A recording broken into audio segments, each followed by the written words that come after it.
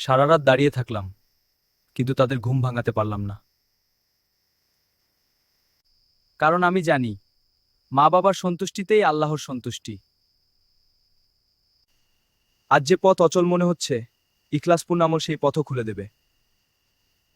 এক মুঠো চাল থেকে শুরু, আজ পুরো খামার, কিন্তু এসব তার, কারণ আমানত রক্ষা করাই প্রকৃত সম্পদ। যখন তুমি সততার সাথে থাকবে, আল্লাহ তোমার পথের সব বাধা সরিয়ে দেবেন। যখন সব পথ বন্ধ, তখনও একটা পথ খোলা থাকে, দোয়ার পথ। হ্যাঁ, তুই ঠিক বলেছিস। এই পথই আমাদের বাঁচাবে। কিন্তু মনে রেখো, খাঁটি আমলের সাথে করা দোয়াই কবুল হয়। তোমার সৎকর্মই তোমার সবচেয়ে বড় সম্পদ।